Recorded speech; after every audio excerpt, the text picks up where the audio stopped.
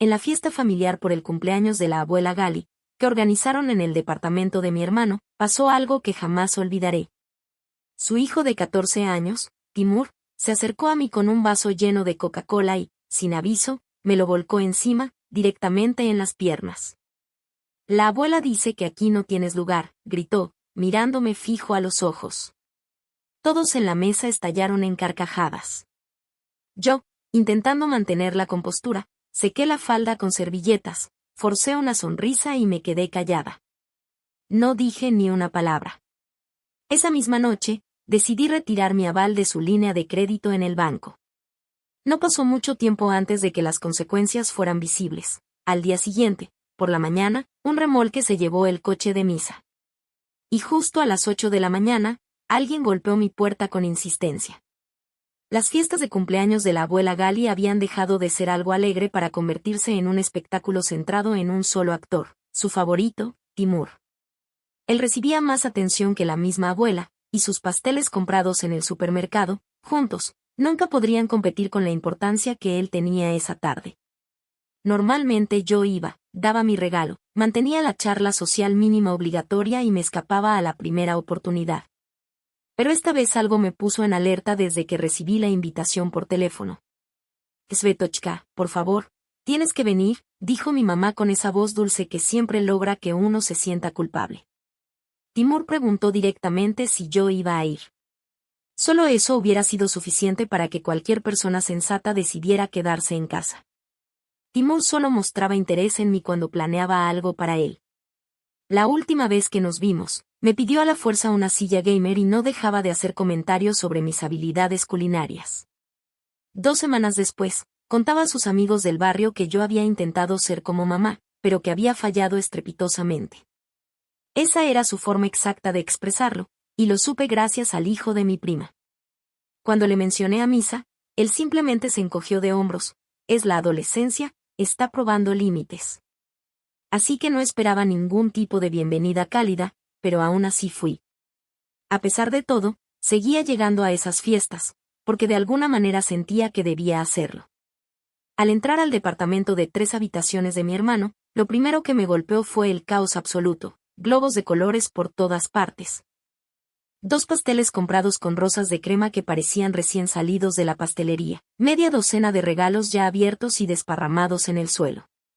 Timur le contaba a una niña que la abuela le había prometido comprarle un coche para cuando cumpliera 16. Mi mamá reía a carcajadas, como si hubiera escuchado el chiste más gracioso del mundo. Nadie notó mi llegada. Tuve que toser fuerte y levantar la mano para llamar la atención antes de que me indicaran un asiento libre. Mi regalo, un collar de cuentas de ámbar que había elegido cuidadosamente durante 1 hora, quedó abandonado en su caja, sin abrir, durante toda la velada. Mi mamá estaba demasiado ocupada explicándole a todo el mundo como maestra de Timur, insistía en que lo movieran a un salón especial para niños superdotados. Nadie se preocupó por mí ni por mi regalo, la atención estaba completamente centrada en Timur, su cumpleaños y sus logros. Mientras tanto, yo me senté en el sillón, con el corazón encogido, observando cómo la familia se sumía en risas, charlas y celebraciones mientras yo permanecía invisible. Una extraña en lo que debería haber sido un momento familiar alegre.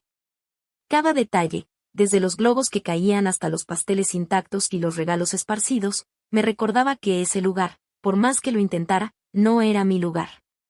Y sin embargo, seguía allí, en silencio, registrando cada gesto, cada risa, cada mirada, esperando que alguien notara algo más que a Timur. Mientras me quedaba sentada, viendo cómo todos se divertían, empecé a notar pequeños detalles que antes no había visto. La abuela Gali, sentada en su sillón favorito, sonreía distraída mientras Timur acaparaba todas las miradas. Su pastel estaba intacto, pero ella parecía no darse cuenta, como si ya se hubiera acostumbrado a ser un accesorio en su propia fiesta.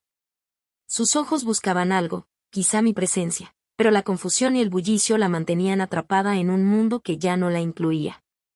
Timur seguía presumiendo cosas que nunca cumpliría, hablaba de coches de lujo, viajes, videojuegos, mientras los demás reían y asentían. Cada frase suya estaba medida para impresionar, para mostrar quién era el centro de atención.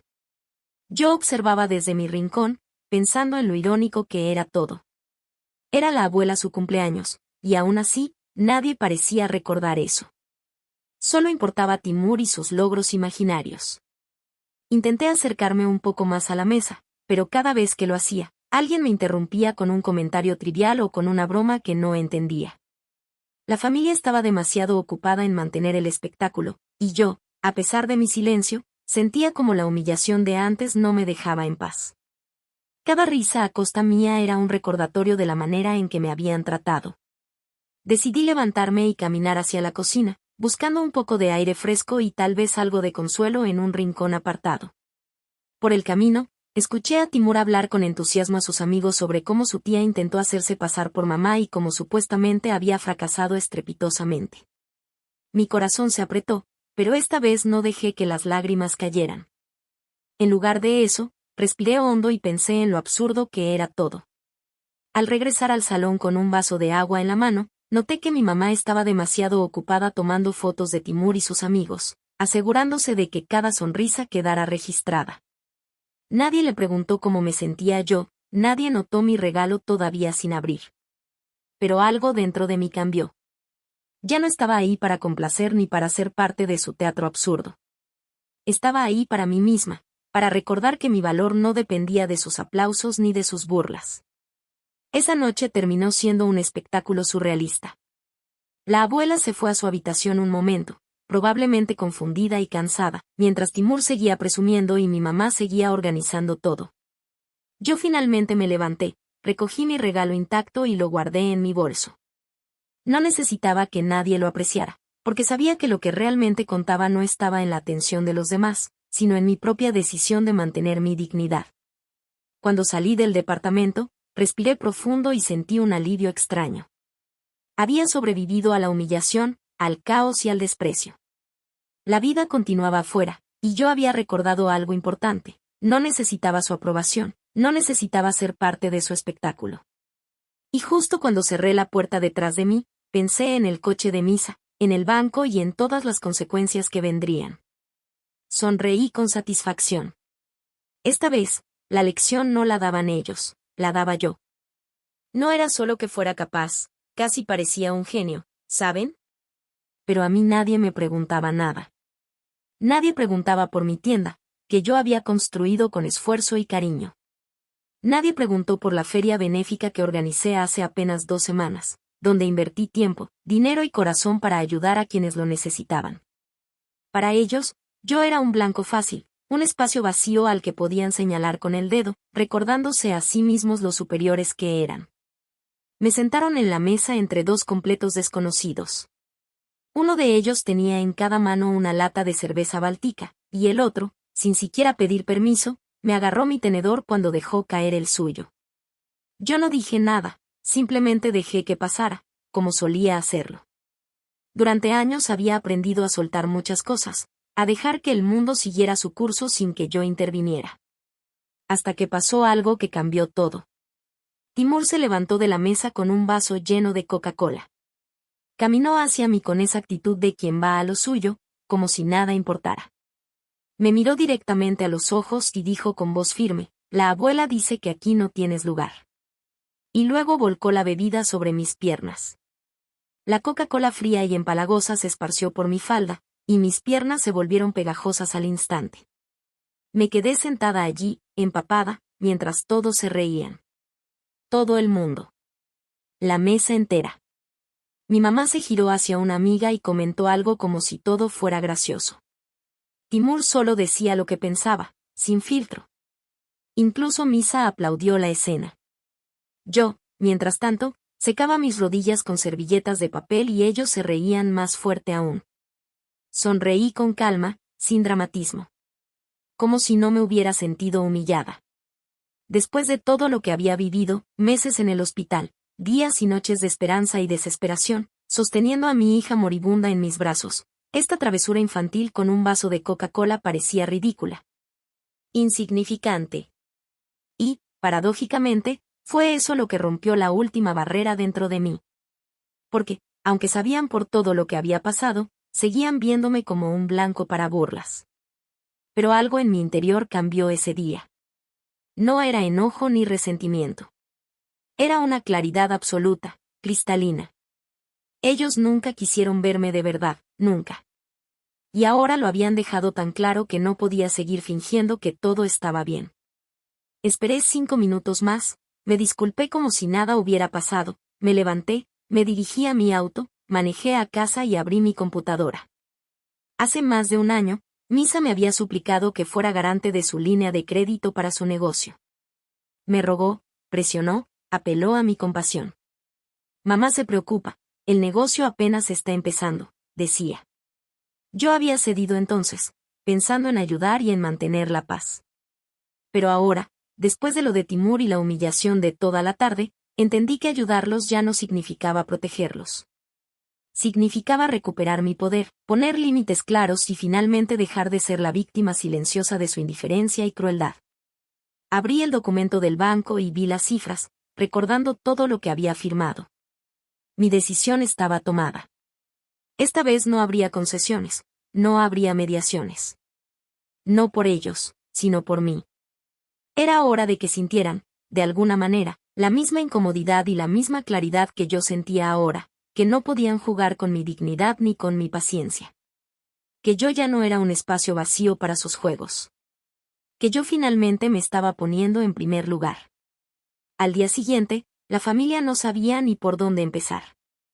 Cuando Misa recibió la llamada del banco, su cara se puso blanca como la pared de la cocina. Intentó hablar rápido, explicar que todo había sido un malentendido, pero no había vuelta atrás, mi decisión estaba firme y registrada. La línea de crédito se canceló automáticamente, y la responsabilidad recaía completamente sobre ellos. Timur no entendía nada. Se paseaba de un lado a otro, lanzando miradas desconcertadas, como si yo hubiera hecho magia negra. Pero, tú eras mi garante, gritó, con un hilo de incredulidad en la voz. Yo lo miré y sonreí, tranquila. Sí, lo era. Y ahora ya no. Fue suficiente para que el ambiente se cargara de un silencio pesado, lleno de tensión. Ni risas, ni burlas, ni aplausos. Solo el sonido de la incredulidad golpeando las paredes. Mi mamá, que siempre intentaba controlar todo, estaba furiosa. Se acercó a mí, tratando de razonar, de apelar a la emoción. Hija, no sabes lo que estás haciendo, esto va a afectar todo el negocio de Misa, me dijo, con la voz temblando de enfado y miedo. Pero yo no cedí. Cada palabra que decía rebotaba en mí sin tocarme. Por primera vez, me sentía completamente libre de sus manipulaciones. El hermano, Misa, caminaba de un lado a otro, agarrándose la cabeza y murmurando sobre números, pagos y contratos. Nadie podía creer que la persona a la que siempre habían considerado débil, la que siempre cedía, ahora estaba en control total de la situación. Incluso los vecinos que habían escuchado los gritos y el escándalo desde los pasillos del edificio parecían intrigados, como si algo grande estuviera ocurriendo detrás de esas puertas. Timur, todavía con su vaso de Coca-Cola olvidado en la mesa, bajó la mirada. Por primera vez, no era él el que tenía la atención de todos. Sus amigos dejaron de mirar, mi mamá dejó de hablar, y la abuela, desde su sillón, me observaba con ojos que mezclaban sorpresa y un extraño respeto silencioso. La fuerza que había reunido dentro de mí parecía irradiar desde mi postura tranquila, desde mi sonrisa calma y segura. Esa tarde se convirtió en un punto de quiebre. La familia comenzó a entender, poco a poco, que yo no estaba para sus juegos, para sus humillaciones ni para sus expectativas. Cada intento de manipulación encontraba un muro de decisión firme. Y mientras ellos lidiaban con la realidad de perder control sobre la línea de crédito, yo cerraba el portátil y sentía una paz que hacía años no experimentaba. No era venganza, no era rabia. Era justicia propia, claridad absoluta. Ellos aprendieron que no podían seguir viéndome como un blanco fácil, que mi paciencia y mi bondad tenían límites. Por primera vez, la familia entendió, de manera dolorosa pero efectiva, que yo ya no estaba a su disposición. Que mis decisiones eran mías, y solo mías. Esa noche, mientras la ciudad se iluminaba con luces lejanas y el sonido de autos pasaba por la calle, me senté frente a la ventana con una taza de té caliente. Recordé todos los meses de hospital, todas las noches de preocupación y desesperación, todo lo que había sacrificado y soportado. Y sonreí, sabiendo que, finalmente, había tomado el control de mi vida, de mi dignidad y de mi poder. Ninguna broma cruel, ningún gesto infantil ni ninguna expectativa familiar podía arrebatarme eso. Y en ese momento, supe con absoluta certeza, nunca más volvería a ser un blanco fácil. Nunca más permitiría que nadie jugara con mi paciencia, con mi dignidad o con mi corazón. Había recuperado mi lugar en el mundo, y esta vez, nadie podría arrebatármelo. En ese momento, todavía no me había recuperado de la pérdida de mi hija. Solo habían pasado 6 meses desde el funeral, y yo vivía en una especie de niebla constante, existiendo mecánicamente, diciendo que sí a todo solo para que me dejaran en paz. Firmaba documentos sin leerlos, solo para poder quedarme a solas con mi dolor, para mantener un espacio donde pudiera respirar y sentir, aunque fuera un dolor vacío y constante. Tenía poder, un poder que nunca había usado, hasta esa noche. Decidí finalmente retirarme como garante, escribí la solicitud al banco para ser eliminada de la línea de crédito. Automáticamente, las cuentas se congelaron. Misa se enteró hasta la mañana siguiente, cuando lo llamaron del banco. A las 7:45, justo bajo las ventanas de su casa, ya trabajaba el remolque. Se llevaban la Camry que había comprado 3 meses antes en leasing, bajo mi propio aval. A las 8 en punto tocaron la puerta. Abrí y me encontré con Misa, con esa expresión mixta de falsa preocupación y auténtico pánico que siempre aparecía cada vez que cometía un error en su vida adulta. Solo que esta vez no estaba mi mamá al lado, lista para suavizar todo con un cheque milagroso, ni yo para hacerme la distraída y permitir que todo se solucionara. Él estaba completamente abatido, ni siquiera dijo buenos días al entrar. «Debes arreglar esto de inmediato», me dijo, sin mencionar ni una palabra sobre la Coca-Cola del día anterior. Ni un gesto de disculpa o reconocimiento de que toda la mesa se había reído de mí como si fuera un payaso invitado. Me empujó un paquete de papeles, la línea estaba congelada, me dijeron en el banco que el garante había renunciado. Si no encuentras un reemplazo, todo se va al carajo. No podrás mantener el local en el centro comercial Mega, las tarjetas de crédito están al límite, no habrá dinero para pagarle a los empleados. El seguro médico de mamá se vence. El pago de Timur para la Liga de Fútbol en Estados Unidos es la próxima semana. Me apoyé contra el marco de la puerta y guardé silencio. Su voz cambió de tono. ¿Hiciste esto por una estúpida broma? Y ahí estaba, el resentimiento y la ira por mi hija convertidos en reproches. No, Misa. No fue una broma, dije, y cerré la puerta justo frente a él. 5 minutos después, mi teléfono explotó en mensajes. Primero él, luego Olga, luego mamá. Cada uno probando su propia táctica, culpa, confusión, amenazas. Timur incluso envió un video desde VK, un blogger fingiendo llorar. Sin comentarios, solo el video. Esa noche, todavía con la adrenalina corriendo, me retrasé en la tienda hasta tarde. Salí al estacionamiento en un barrio residencial, con las llaves en una mano y un paquete con víveres en la otra. Mi auto estaba destrozado. Lo habían rayado con el llavero por ambos lados hasta llegar al metal. El espejo lateral estaba tirado junto al auto. El vidrio trasero parecía una telaraña de grietas, golpeado con algo pesado. Primero solo me quedé parada, observando el estacionamiento vacío, respirando hondo y dejando que el frío de la noche me envolviera. Cada golpe, cada rayón, cada fractura en el vidrio parecía una extensión de todo lo que había soportado durante estos meses. La impotencia, la rabia, el dolor de la pérdida, todo se concentraba en ese momento silencioso. Y, aún así, en medio del caos, sentí una extraña calma. Porque sabía algo que ellos aún no comprendían, no podían romperme, no podían controlarme ni arrebatarme lo que era mío. Permanecí allí unos minutos más, viendo el auto destrozado, sintiendo la soledad y la fuerza mezcladas en mi pecho. El mundo seguía girando, la ciudad respiraba a mi alrededor, y yo estaba lista para enfrentarlo todo, aunque fuera sola. Por primera vez en mucho tiempo, sentí que, aunque todo parecía perdido, yo aún tenía el control de mi propia vida y mis decisiones. Minutos después, los mensajes y llamadas no paraban. Misa intentaba justificarse a cada segundo, llamando desde la calle, desde su auto, desde el trabajo, con la voz cada vez más desesperada. Olga enviaba mensajes mezclando reproches y súplicas: no puedes hacer esto, por favor, ¿cómo se te ocurre? Y mamá no se quedaba atrás, con su estilo dramático, tratando de meter miedo: estás poniendo en riesgo todo, hija, todo. Mientras tanto, yo me quedé en la acera, observando el auto. Cada grieta, cada rasguño, cada espejo roto parecía contar la historia de todo lo que había soportado. Aún así, algo dentro de mí estaba tranquilo. No había miedo, no había rabia.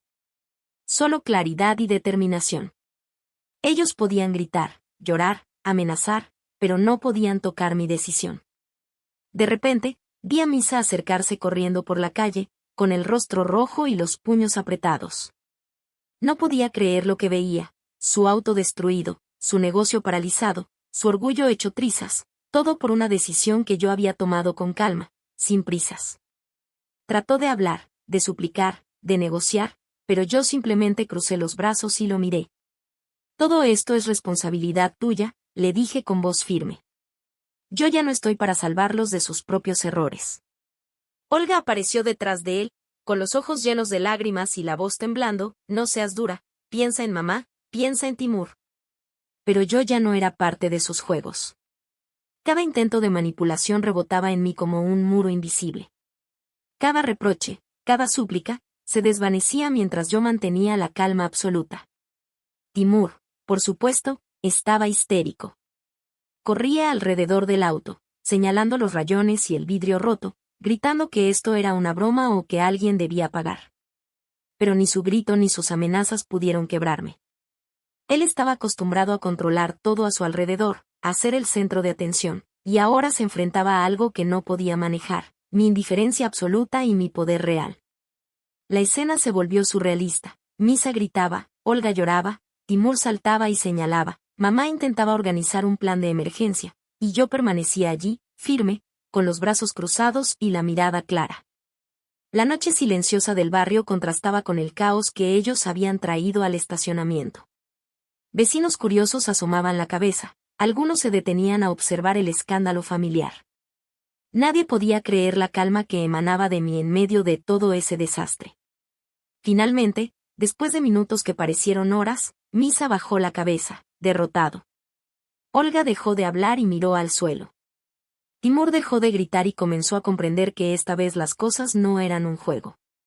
Mamá, en un intento final de convencerme, abrió la boca, pero yo la interrumpí con un simple gesto de la mano: silencio. Respiré hondo, mirando el cielo nocturno, las luces lejanas y el pavimento vacío. Sabía que esta noche marcaba un antes y un después. No era solo un auto destrozado ni una línea de crédito cancelada. Era la primera vez en meses que ellos veían mi fuerza real. Mi decisión era mía, y nadie podría arrebatarla. Cerré los ojos por un momento, sintiendo que la ciudad respiraba conmigo. La familia había aprendido, aunque a la fuerza, que yo ya no era un blanco fácil, que mis límites eran claros y que mi dignidad no estaba a la venta. En ese instante, me sentí poderosa, libre y completamente dueña de mi vida. Por primera vez, después de tanto dolor, entendí que no necesitaba su aprobación, ni sus risas, ni su compasión. Solo necesitaba mi propia claridad, y eso era suficiente para enfrentar todo lo que viniera. No había gritos. No había lágrimas. Solo silencio, y esa sensación extraña de que el aire mismo se había detenido, como esperando mi reacción. No llamé a Misa, no llamé a mi mamá, no grité, no lloré, no hice ninguna escena. Solo respiré hondo, me guardé la rabia y regresé a la tienda. Encendí la grabación de las cámaras de seguridad y empecé a avanzar el video. Ahí estaban ellos, Timur con su amigo, capuchas puestas, riéndose como si fueran caballos desbocados. Uno grababa todo con el teléfono mientras Timur se acercaba a mi coche, sacaba un aerosol rojo y, como si estuviera posando para un video de rap, empezaba a pintar y posar. Luego, para completar el espectáculo, lanzó un macetero desde el porche de la tienda. Yo ni parpadeé. Llamé a mi tío Roma, el único adulto sensato en nuestra familia llena de caos y dramas.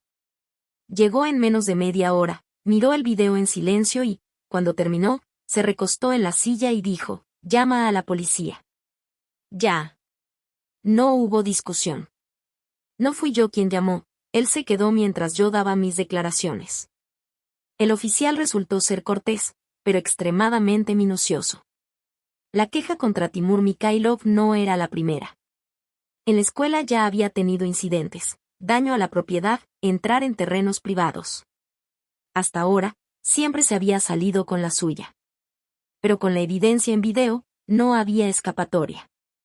Todo estaba claro, la cara de Timur, el aerosol, el macetero, la pose frente a la cámara, todo grabado. A la mañana siguiente, Misa apareció de nuevo. Esta vez estaba parado al otro lado de la calle, midiendo pasos como si esperara que yo saliera a confesarme.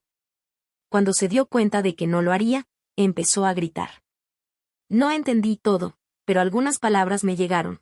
Traidora, sin corazón, te arrepentirás. Luego mi mamá llamó, dejó un mensaje de voz lleno de reproches. No sé qué te pasa, Svet. Por dinero estás haciendo todo este escándalo. ¿Por una travesura infantil vas a destruir a la familia? Ellos todavía no entendían nada. Nadie entendía. No se trataba de la Coca-Cola, ni del vidrio roto, ni siquiera de los créditos. Era sobre años de tratarme como a la familiar pobre que toleran por lástima, que no aman pero soportan, que no valoran pero usan. Era un desplazamiento lento, metódico y calculado. Pensaban, si no explota, significa que no se da cuenta. Creían que cedería. Pero por primera vez, yo veía como su pequeño mundo perfecto empezaba a agrietarse. Y yo apenas comenzaba. Los cargos oficiales llegaron unos días después. Daño a la propiedad según el artículo 167 del Código Penal. El daño material calificaba como delito. Además, vandalismo menor y abuso de autoridad. Como Timur todavía no tenía 16 años, se involucró un inspector de la unidad de menores. Misa y Olga fueron citados a la comisaría. Con la grabación, no había manera de negarlo. Todo estaba ahí, la sonrisa de Timur, el aerosol en sus manos, las poses para la cámara. No sentí triunfo ni me emocioné. Solo abrí la tienda, barrí la cal de los escombros del porche y regresé al trabajo como siempre. Pero el teléfono no paraba de sonar.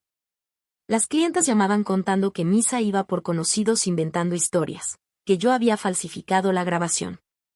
Mi mamá apareció en uno de mis proveedores, diciendo que mis nervios estaban inestables, como después de la tragedia. No respondí. En lugar de eso, me senté y empecé a hacer un inventario meticuloso de todos los hilos que nos conectaban, todo lo que, por ingenuidad, había registrado a mi nombre.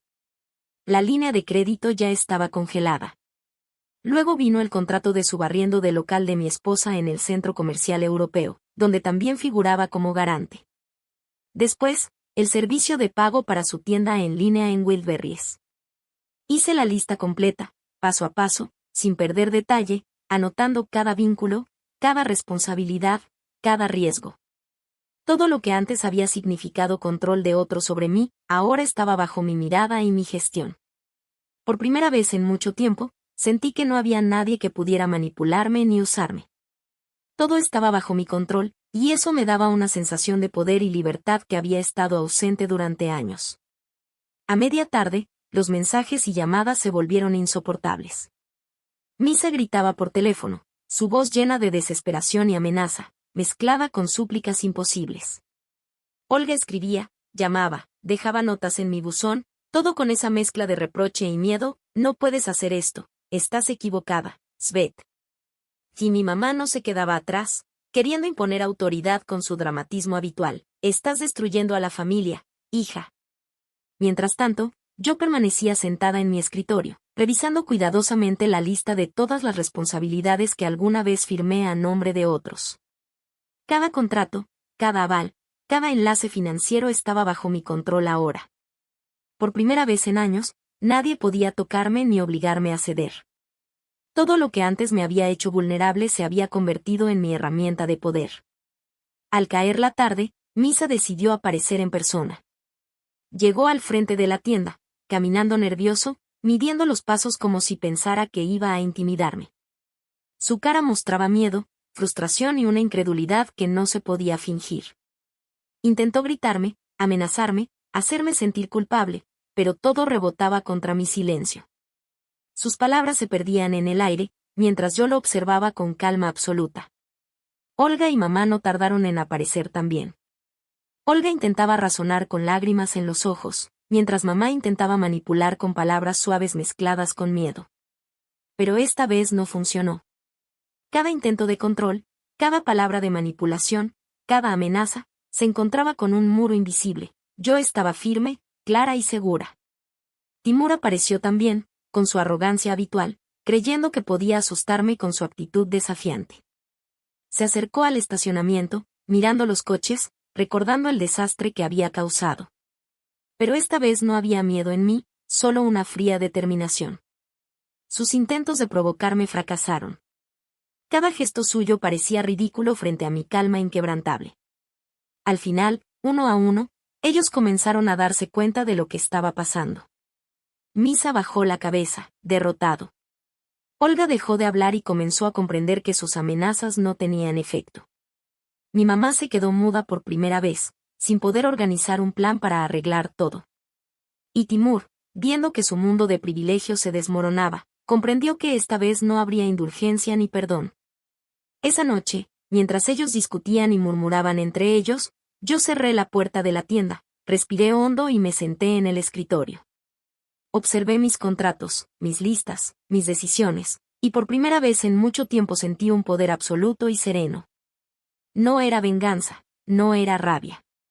Era claridad. Era justicia propia.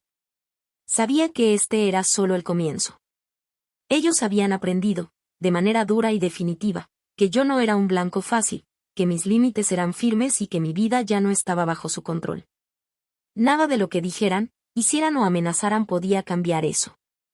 Y mientras la ciudad se iluminaba con luces lejanas, yo me sentía libre, dueña de mi destino y de mi dignidad, lista para enfrentar cualquier desafío que viniera.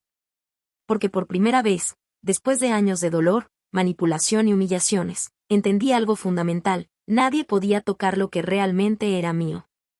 Nadie podía quebrarme. Y eso, más que cualquier victoria sobre ellos, era la verdadera liberación. La caja, Tinkoff, Agnip, todo estaba a mi nombre. Todo colgaba sobre mí. Mis errores, mi exceso de confianza, mi ingenuidad. Demasiado daba, confiaba demasiado fácil. Ahora estaba recogiendo todo, devolviendo el control a mí misma. Para el final de la semana había cortado todas las conexiones financieras, cancelé contratos de pago, retiré poderes notariales. Envié una solicitud al SAT para que mis datos fueran eliminados de todos los documentos relacionados con el negocio de ellos. Sin mi firma, sin mis datos, no podrían aceptar ni un solo pago sin pasar por revisiones que no estaban preparados para enfrentar. Todo lo hice de manera metódica, fría y eficiente. En menos de 2 días, la tienda de Olga en Wildberries quedó bloqueada. El contrato de su barriendo de Misa fue anulado. En la puerta del local colgaron avisos de cancelación. Y él no dejó de llamar. Todo el día. Dejaba mensajes de voz, primero suplicando, luego amenazando, y al final casi llorando. Mi mamá también llamaba. Su tono cambió de reproche a miedo: estás destruyendo a la familia. Tu padre nunca habría querido esto. Curioso, papá siempre fue el único que me veía como persona, no como un paracaídas de emergencia. Entonces lo entendí de golpe. Ellos creían que lo que habían construido era su propiedad. Se comportaban como si yo tuviera suerte de estar ahí, como si todo lo que sucedía dependiera de su generosidad. La verdad era otra: todo se sostenía por mí, por mi trabajo, mi firma, mi reputación, mi riesgo. Ellos nunca valoraron eso porque admitirlo significaba reconocer mi fuerza, y eso les molestaba. Les molestaba que yo tuviera en mis manos lo que ellos no podían controlar. Y se les salió de control. Regresé a casa tarde esa noche y la vitrina de la tienda estaba otra vez destrozada. Ni siquiera se habían escondido. En el suelo había una piedra con una nota atada con ligas, una sola línea, fría y directa: vas a suspirar sola. No sentí miedo. Ni enojo. Solo levanté la piedra, sujeté la nota a la pared del almacén y llamé de nuevo a mi tío Roma. A la mañana siguiente trajo a un abogado. Ahora todo sería por la vía fuerte: denuncia penal, demanda civil, daño moral, pérdida de ingresos, todo lo que correspondía. No discutí, no dudé. Esto ya no era un cumpleaños, ni la Coca-Cola, ni vitrinas rotas. Esto era trazar una línea definitiva, gruesa, irreversible. Ellos ya no eran familia, solo personas con mi mismo apellido. Se fijó la fecha del juicio de Timur como menor de edad a través de la Unidad de Protección de Menores. Pero la demanda civil no se quedó solo con él: daños a la tienda, al auto, amenazas sistemáticas. Tío Roma instruyó al abogado: no dejar pasar ningún detalle. Teníamos videos, notas, testigos y un abogado muy capaz. Pensé que se asustarían, se pondrían nerviosos tras bambalinas. Pero no 2 días después recibí un mensaje de un número desconocido. Casi lo borré, pensando que era spam, pero algo me obligó a escucharlo. Una voz joven, nerviosa: me llamo Ana. Trabajé con tu hermano en el puesto que cerró. Al principio no entendía lo que pasaba, pero cuando escuché del juicio, recordé algo. Hace unas semanas escuché una conversación, Misa y su esposa hablando de cómo presentarte como loca. En ese momento no entendí de quién hablaban, ahora sí. Y también, la segunda vitrina, la rompió él mismo. Te llamé de inmediato. Ana estaba temblando por teléfono, pero decidida, ya no podía quedarme callada. Y en ese instante entendí algo más: no estaba sola. Tenía aliados, personas que habían visto la verdad y estaban dispuestas a hablar. La cadena de manipulación y mentiras empezaba a romperse desde todos los frentes, y yo estaba lista para enfrentarlo, paso a paso, con claridad y sin miedo. Los días siguientes fueron un torbellino. Los mensajes y llamadas no paraban, pero yo ya no reaccionaba. Cada intento de intimidación, de manipulación, de chantaje, rebotaba contra mi calma absoluta. Ellos empezaban a notar que ya no tenían control sobre nada, ni sobre la tienda, ni sobre los contratos, ni sobre mí. Todo se había invertido. Misa empezó a aparecer en lugares cercanos a la tienda, mirando desde la acera, tratando de intimidarme con la mirada, pero yo lo ignoraba. Olga intentaba llamar la atención de los vecinos y proveedores, inventando excusas sobre mi inestabilidad, pero nadie le daba crédito. Incluso mi mamá, la experta en dramatismo, parecía quedarse sin palabras ante mi firmeza. Por primera vez, sentí que ellos veían mi poder real y no podían hacer nada para frenarlo. El juicio de Timur se acercaba. La fecha estaba marcada y el abogado estaba preparado. Teníamos toda la evidencia: videos, notas, testigos, informes de daños, todo documentado. Cada movimiento que ellos hacían quedaba registrado, y eso los hacía vulnerables. Cada llamada amenazante, cada intento de manipulación, cada mentira se convertía en prueba a nuestro favor. Ana, la empleada que finalmente decidió hablar, se convirtió en una pieza clave. Su testimonio confirmó lo que ya sabíamos: que Timur y los padres planeaban manipular la situación, que todo estaba cuidadosamente orquestado para desacreditarme. Su valentía me dio aún más fuerza. No estaba sola, y la verdad estaba de mi lado. Mientras tanto, yo seguía con la rutina de la tienda, trabajando, atendiendo clientes, revisando pedidos, administrando cada detalle. Nada parecía alterar mi calma. Cada visita, cada intento de intimidación de ellos, lo veía desde la distancia con claridad absoluta. Ellos empezaron a desesperarse, a cometer errores, y yo los observaba con paciencia. Finalmente, llegó el día del juicio. La sala estaba llena de tensión. Ellos entraron con arrogancia, creyendo que aún podían revertir la situación. Pero cuando las pruebas fueron presentadas, los videos, las notas, los testimonios de testigos y de Ana, sus expresiones cambiaron. La seguridad que pensaban tener se desmoronaba frente a la evidencia. Cada intento de excusa, cada mirada nerviosa, cada palabra tartamudeante, confirmaba lo que yo ya sabía: yo tenía el control. El juez escuchó todo atentamente, y cuando se dictaron las decisiones, fue claro y definitivo. La responsabilidad recayó sobre Timur y sus padres, por daño a la propiedad, amenazas y manipulación sistemática. Se establecieron multas, compensaciones y órdenes de reparación de daños. Era justo, meticuloso y final. Una línea firme había sido trazada, y nadie podría borrarla.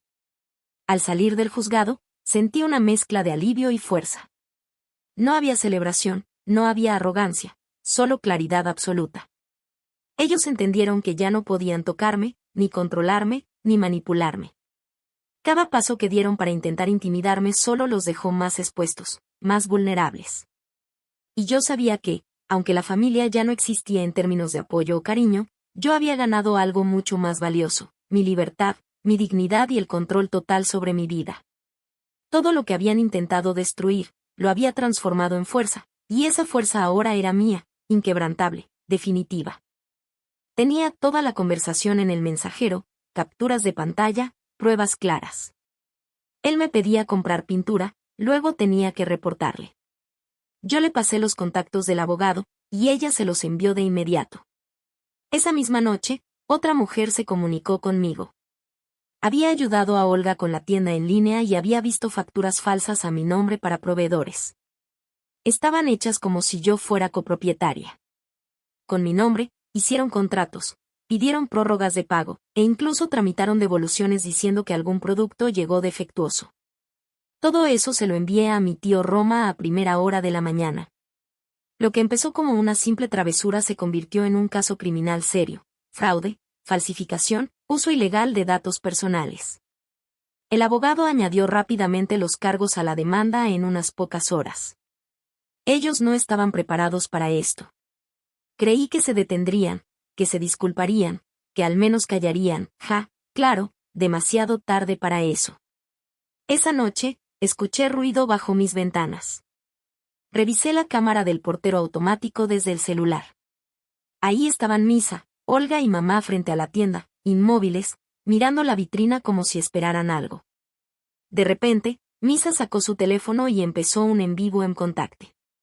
Lo vi todo en tiempo real. Me llamó parásita, dijo que estaba manipulando la muerte de mi hija, que me quejaba de mi tragedia para causar lástima y sacar dinero, como si hubiera perdido a mi hija a propósito para presionar a la familia. Habló de los 6 meses en oncología pediátrica, de las noches en vela junto a la cama del hospital, de la habitación vacía de mi hija, todo lo que él llamó mi plan maquiavélico. Dijo que quería destruir la familia, que necesitaba ayuda psiquiátrica. Y mi mamá, parada detrás de él, con los brazos cruzados, cara de piedra, ni una palabra para detenerlo.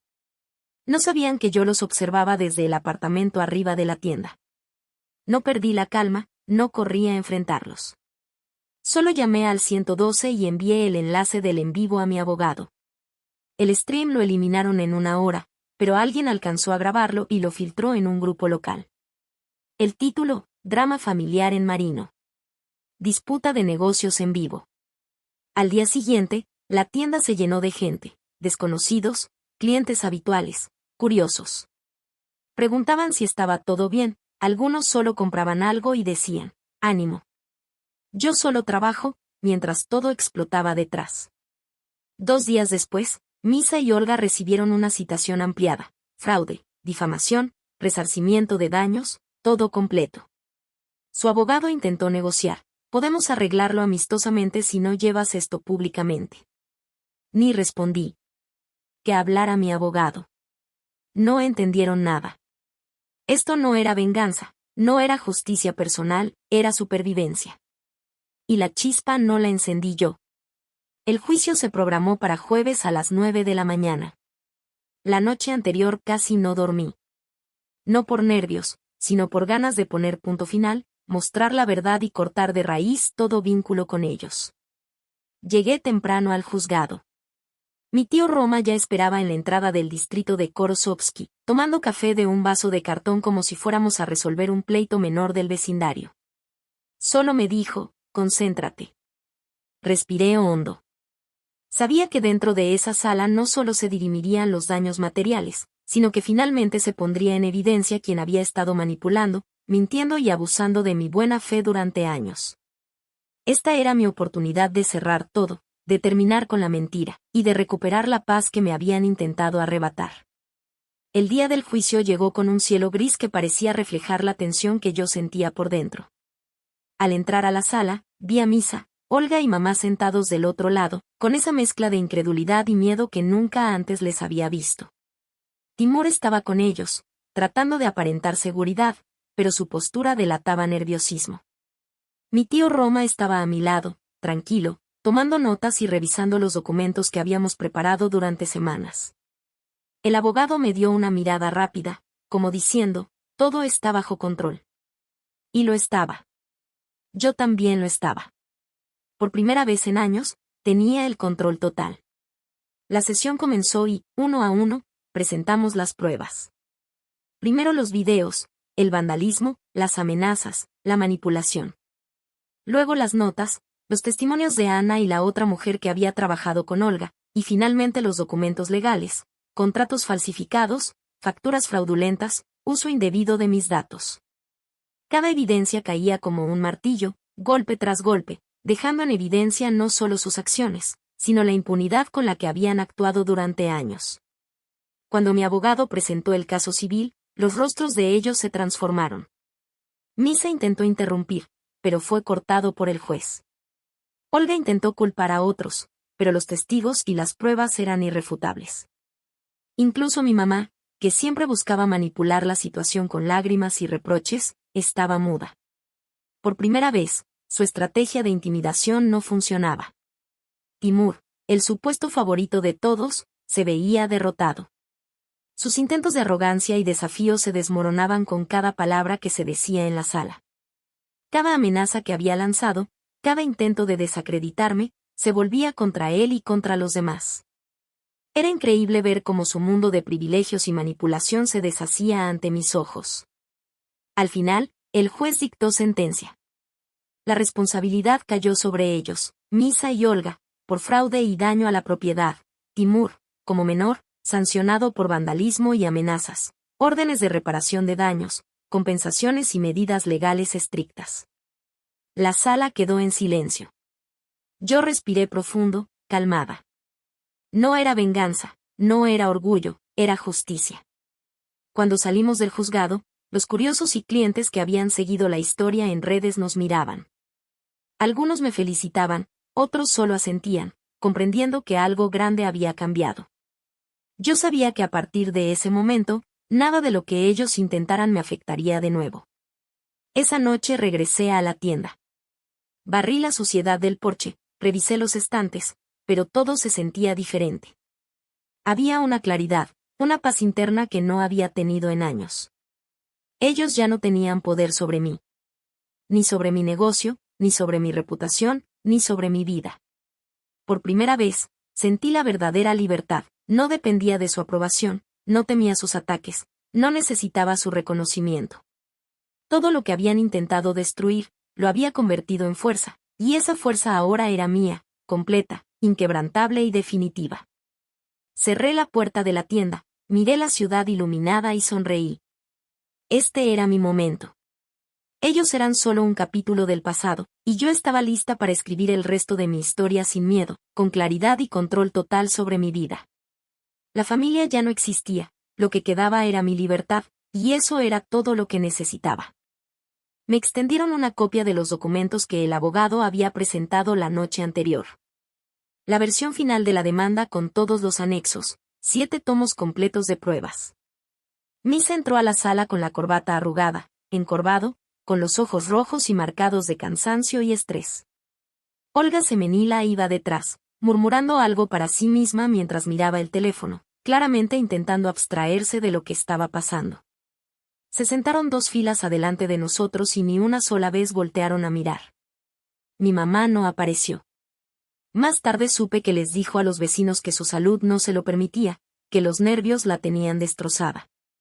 Pero esa misma mañana a alguien la vio en un café, sentada en la terraza, riendo con amigas mientras tomaba su café. Era imposible no notar la diferencia entre sus palabras y sus actos. La jueza, una mujer de unos 50 años, con un mechón de cabello gris sobre la frente, condujo todo el proceso con precisión, sin emociones sobrantes. Nuestro abogado fue metódico al presentar las pruebas. Primero los videos de Timur. Después la grabación del en vivo de Misa. Luego las facturas falsas con mi firma que Olga había elaborado. Después vinieron los testigos, 3 exempleados, 2 proveedores y Ana, la misma que tenía los tickets y capturas de las conversaciones sobre cómo Misa planeaba romper la segunda vitrina. Cada nueva evidencia hacía que Misa se hundiera más en su asiento, y se le notaba la tensión en cada movimiento. Nuestro abogado no solo pedía el resarcimiento del daño directo. Exigió compensación por daño moral, lucro cesante, gastos legales, todo el paquete completo. El abogado de ellos intentó jugar la carta del conflicto familiar, diciendo que era un problema que debía resolverse amistosamente. Pero la jueza no se dejó engañar. Revisitó las capturas del en vivo, revisó los screenshots y dijo algo que nunca olvidaré. Si en su familia así resuelven los asuntos personales, me alegra que esto sea público. Ganamos en todos los puntos. Misa y Olga fueron condenados a pagar 2.800.000 rublos. Timur quedó obligado a realizar trabajos comunitarios, asistir a sesiones de consejería escolar con psicólogo y enviar disculpas oficiales por escrito.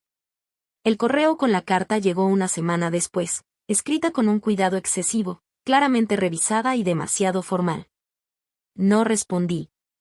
Pero lo que vino después del juicio fue casi peor que el propio proceso. Llegué tarde a casa y la entrada estaba destrozada, la jardinera arrancada, el buzón doblado, restos de comida esparcidos frente a la puerta. No había nota, ni pista de quién lo había hecho. Ni siquiera me alteré. Limpié todo, instalé una cámara adicional con sensor de movimiento y presenté otra denuncia. Esta vez la policía reaccionó en serio. Se ha creado un precedente, las pruebas quedan registradas en el expediente.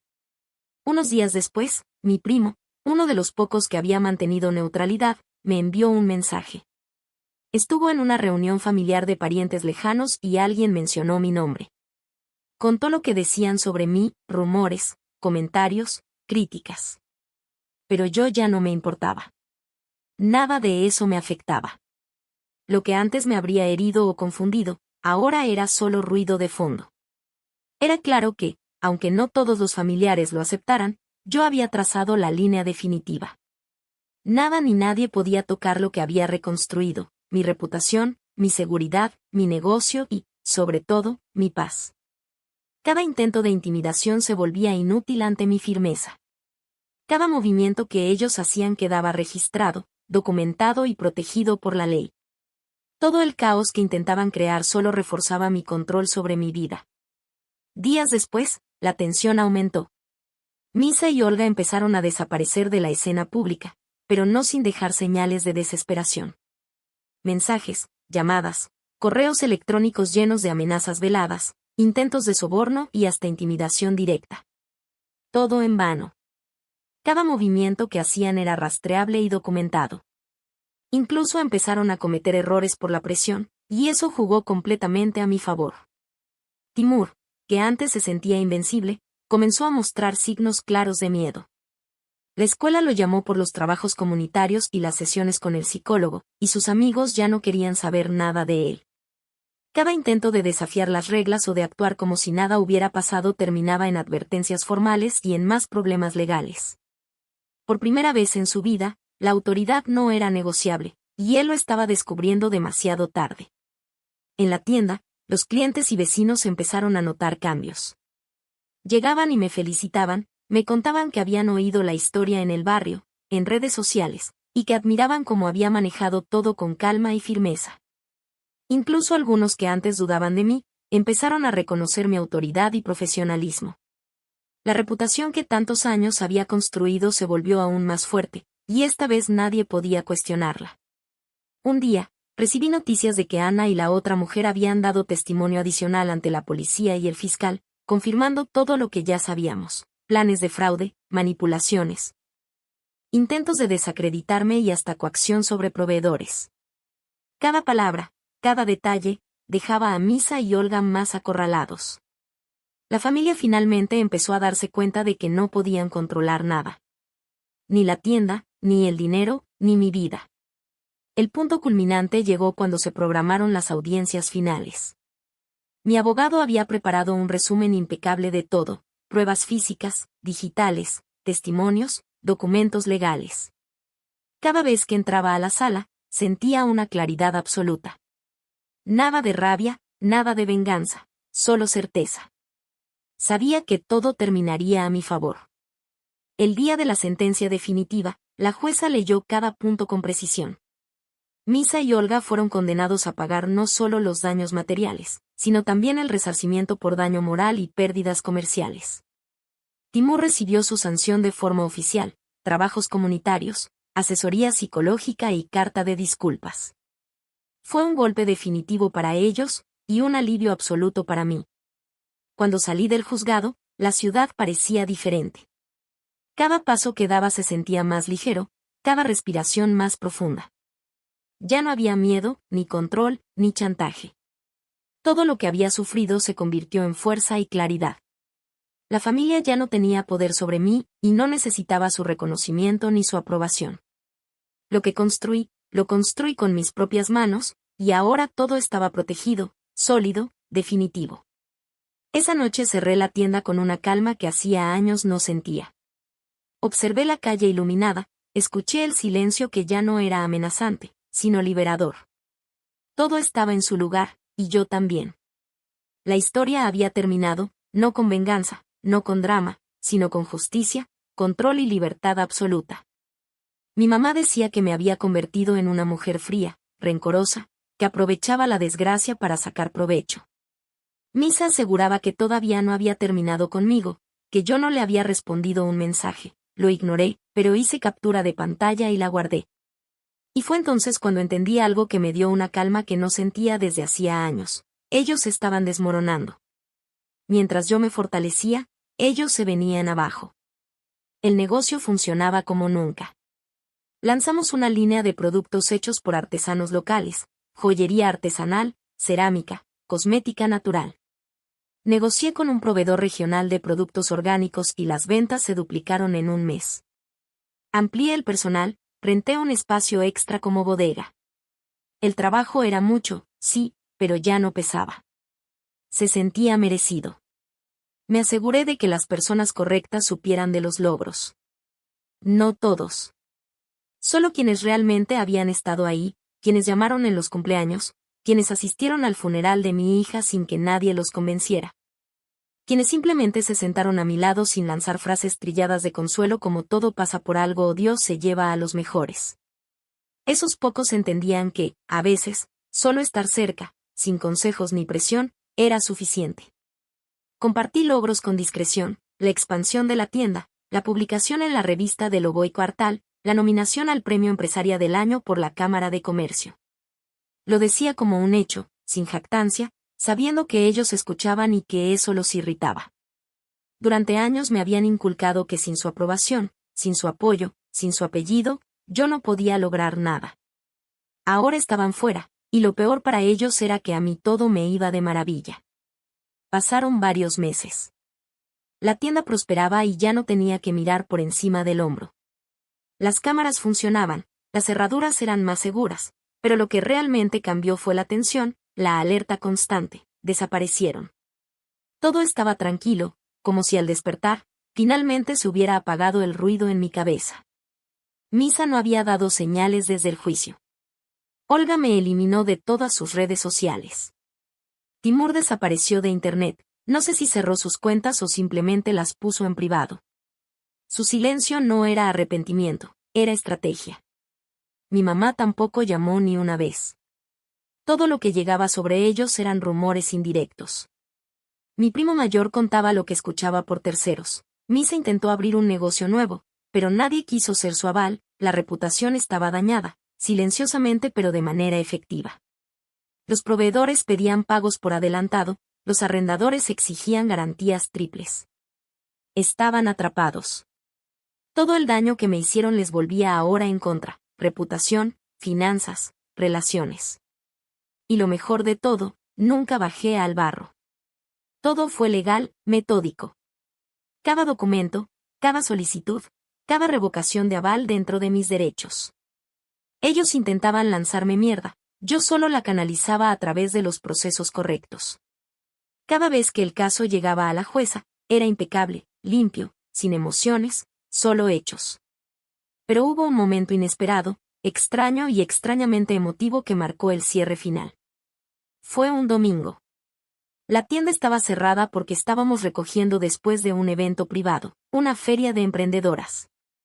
Mucho humor, comida deliciosa, contactos nuevos.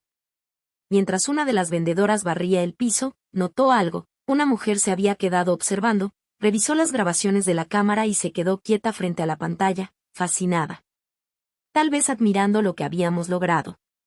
Se quedó allí, inmóvil, tal vez 5 minutos, tal vez más. Ese instante, tan simple y silencioso, puso un punto final en mi mente. No necesitaba gritos, confrontaciones ni mensajes agresivos. Todo había quedado claro, yo estaba en control, ellos no. Yo había sobrevivido, prosperado y encontrado paz, mientras ellos se desmoronaban ante mi fortaleza. Y por primera vez, sentí algo más que justicia, sentí tranquilidad completa, una calma que jamás había experimentado. Al día siguiente, abrí la tienda y todo parecía brillar con normalidad, como si el caos de meses anteriores fuera solo un mal sueño. Los productos recién llegados llenaban las estanterías, cerámica pintada a mano, cosméticos naturales, joyería de artesanos locales. Cada artículo contaba una historia, y yo sentía que cada venta era un pequeño triunfo personal, una confirmación de que había sobrevivido y prosperado a pesar de todo. Las clientas entraban y me saludaban con sonrisas genuinas. Comentaban los cambios, la calidad de los productos, la organización de la tienda. Algunas incluso contaban lo que habían oído sobre la disputa familiar y el juicio, mostrando admiración por la forma en que había manejado todo sin perder la calma ni la dignidad. Cada palabra, cada mirada de respeto, reforzaba mi confianza y me hacía sentir imparable. Misa y Olga ya no existían en mi radar. Sus intentos desesperados de afectar mi negocio se habían vuelto inofensivos. Los proveedores exigían pagos por adelantado, los arrendadores requerían garantías adicionales, y nadie confiaba en ellos. Incluso Timur desapareció por completo, sin redes sociales, sin presencia pública, obligado a enfrentar las consecuencias de sus actos. Su silencio hablaba más que cualquier disculpa. Una tarde, mientras organizaba la mercancía, recibí un mensaje de Ana. Había seguido todos los pasos legales, entregado pruebas adicionales, y quería asegurarse de que todo quedara documentado. Su mensaje no era de gratitud, pero sí de alivio, por fin había justicia. Lo mismo pasó con otras personas que habían sido testigos indirectos del caos, proveedores, exempleados, vecinos. Todos confirmaban que la verdad había salido a la luz y que yo había actuado con inteligencia y firmeza. La sensación de control era absoluta. Cada cámara funcionaba, cada cerradura estaba reforzada, cada documento legal registrado. Nada podía tocarnos ahora. Todo lo que Misa, Olga y Timur intentaron construir sobre manipulación y mentira se había vuelto contra ellos. Y lo mejor de todo, yo no había bajado al barro. Cada paso fue dentro de la ley, meticuloso, estratégico. Un domingo, después de cerrar la tienda tras un evento de emprendedoras, noté algo que me hizo sonreír. Una mujer, recién llegada al barrio, observaba la tienda, revisaba la vitrina y las grabaciones de las cámaras. No dijo nada, solo quedó parada, admirando y comprendiendo en silencio el esfuerzo y la fuerza que se necesitaba para llegar hasta ahí. Fue un momento simple, pero suficiente para cerrar el capítulo. Ese instante me dio la certeza de que todo había cambiado para siempre. Ya no había miedo, ni chantaje, ni familia que intentara controlarme. Todo estaba en mis manos, mi negocio, mi paz, mi reputación y mi vida. Y lo más importante, lo sentí profundo, la calma había llegado, definitiva y completa. Desde entonces, cada mañana al abrir la tienda, el sol entrando por los ventanales y el aroma del café y la cerámica me recordaban que sobrevivir no solo era posible, sino que podía ser hermoso. La tranquilidad y la justicia coexistían, y yo estaba en el centro de todo, invencible, libre y finalmente en paz. No tocó la puerta, ni intentó entrar, solo se quedó ahí, mirando a través del vidrio con esa expresión que parece de alguien que llega al lugar donde debería haber ruinas y en cambio encuentra un jardín floreciente. Probablemente esperaba ver ventanas clausuradas, avisos de bancarrota o a mí, derrotada, arrinconada, rogando perdón. Pero lo que encontró fue todo lo contrario. Su mirada se desplazaba por las personas que terminaban de recoger después del gran evento, por los estantes llenos de nuevas colecciones, por mis colaboradoras que se reían con alguna broma, por el ritmo perfectamente coordinado de un negocio que funcionaba como un reloj, donde cada pieza conocía su lugar y su papel. Cada detalle parecía bailar solo, sin necesidad de gritar ni imponer, y yo estaba allí, en medio de todo, tranquila, segura. Se fue sin atreverse a cruzar el umbral, y yo no corrí tras ella ni agarré el teléfono para marcarle de golpe. Simplemente continué limpiando las estanterías de vidrio, revisando las ventas del día, atendiendo pedidos, porque a esas alturas su presencia no significaba más que la sombra de un transeúnte cualquiera en la calle de noche. Curiosamente, no siento odio hacia ellos, hacia esta familia con mi apellido. No extraño los almuerzos de domingo donde cada cucharada de sopa venía sazonada con juicio y crítica disfrazada de conversación. Donde yo solo era una figurante en su teatro, y mis opiniones tenían el peso de un sonido vacío. No extraño a mi madre, que podía defender a cualquier extraño, al gato del vecino, al sobrino de un primo lejano, incluso al pasajero al azar en el tren, pero no a su propia hija. Que había perdido un hijo y solo necesitaba un abrazo sincero, un gesto de calidez humana. Ahora, cuando la tienda rompe otro récord de ventas, o la prensa local habla de nuestras iniciativas benéficas, comparto las noticias con un par de primos que conservaron su humanidad. No lo hago con malicia ni con deseo de venganza, simplemente relato los hechos, sabiendo que ellos los difundirán por los canales familiares más rápido que cualquier telegrafista. Y sé que, en algún lugar, en su nuevo apartamento alquilado o en la casa de algún pariente lejano, escucharán sobre mis éxitos y entenderán lo que nunca quisieron ver. Lo que para otros podría parecer venganza pequeña o mezquina, para mí es la ley de la vida, la gravedad natural. Aquellos que intentaron hundirme, se hundieron solos. Yo aprendí a nadar. Y ahora, mientras me acuesto en mi apartamento sobre la tienda, escuchando el silencio limpio, libre del veneno de las sonrisas falsas y los comentarios maliciosos, siento algo que no había sentido en años. La mejor venganza no es venganza. Es vivir con fuerza, con dignidad, y prosperar a pesar de sus predicciones, a pesar de sus intentos de controlarme. Porque la verdadera victoria no es que ellos sufran, es que yo crecí, florecí y construí mi mundo sobre mis propios cimientos. Y eso, por sí solo, es suficiente. Pasaron los días y la rutina de la tienda se volvió un ritual tranquilo y poderoso. Cada mañana abría las puertas y sentía que el lugar respiraba conmigo. Los estantes llenos de productos de artesanos locales, cerámica pintada a mano, cosmética natural y joyería de autor parecían sonreírme. Cada artículo colocado con cuidado era un recordatorio de lo que había logrado con mis propias manos y decisiones. Los clientes entraban con curiosidad, algunos conocidos, otros nuevos. Comentaban los cambios, admiraban la organización y la armonía del espacio. Algunas clientas escuchaban por encima de sus compras historias sobre mis iniciativas benéficas y la atención que daba a cada proveedor y cada detalle. Todo esto era escuchado y difundido de boca en boca, y yo sabía que llegaría a donde antes solo había oído críticas y desprecio. Misa y Olga intentaban mantener su existencia en el mundo exterior, pero ya no podían tocar nada que me perteneciera. Sus proyectos se estancaban, los proveedores exigían garantías y pagos adelantados, y la reputación que alguna vez los sostuvo se había ido, lenta pero irrevocablemente. Incluso Timur parecía desaparecer del mapa, sin redes sociales, sin rastros de su vida virtual. El silencio de su familia era más aterrador que cualquier ataque directo, y yo lo observaba desde mi espacio seguro, sin rastro de emoción negativa, solo con claridad y serenidad. Con el tiempo, la vida en la tienda se volvió casi un refugio. Cada evento que organizaba, cada exposición de productos locales, cada pequeña venta me devolvía la sensación de control y logro que había perdido por años. Incluso las nuevas colaboradoras se convirtieron en cómplices de esta paz. Compartían risas genuinas, sugerencias, comentarios que no eran competencia sino cooperación. Un día, mientras revisaba la mercancía recién llegada, Ana, una de las personas que había ayudado con pruebas legales y documentos, apareció con café en mano y sonrió. Es increíble cómo lograste todo esto. Sin perderte ni un solo detalle. Yo solo asentí, agradecida por su apoyo silencioso. Su presencia era un recordatorio de que había personas fuera de la familia que reconocían el valor real del esfuerzo, no las apariencias ni los títulos. Esa tarde, cerré la tienda, me senté un momento en la terraza y respiré profundo. Afuera, El barrio seguía su ritmo normal, niños jugando, vecinos conversando, autos pasando. Dentro, todo estaba en orden. Las cámaras funcionaban, los documentos legales archivados, cada cierre seguro y cada operación controlada.